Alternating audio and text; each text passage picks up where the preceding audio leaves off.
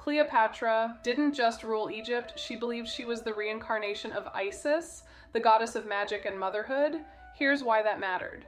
As a Ptolemaic ruler, Cleopatra was of Greek descent, but she broke from her ancestors' tradition of distancing themselves from Egyptian culture. Instead, she fully embraced Egypt's rich spiritual heritage, learning the Egyptian language, participating in sacred rituals, and even dressing as the goddess Isis during public ceremonies to solidify her divine connection. Cleopatra used her deep spiritual identity to unite her people and legitimize her rule. She claimed her authority came directly from the gods, positioning herself not just as a queen, but as a living goddess. Cleopatra's spiritual practices were deeply rooted in the worship of Isis, one of the most important goddesses in ancient Egypt. Isis was associated with magic, motherhood, and protection, and Cleopatra identified herself with her to strengthen her political and spiritual authority. She often wore the iconic headdress of Isis, which featured a throne-shaped crown flanked by cow horns and a solar disk, symbolizing her divine status. During public ceremonies,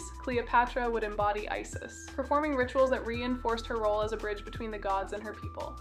Cleopatra's daily life was steeped in spirituality, and her rituals were both personal and political. Here's a closer look at how she practiced her faith. Cleopatra began her day with offerings to the gods, including incense, food, and sacred oils. She would anoint herself with perfumed oils, such as myrrh and lotus, which were believed to have protective and purifying properties. These oils were also used in temple rituals and mummification, linking her daily practices to the afterlife. She prayed to Isis and other deities, asking for guidance, protection, and blessings for her kingdom. Her prayers often included invocations of the gods' names and recitations of sacred texts, which were believed to hold magical power.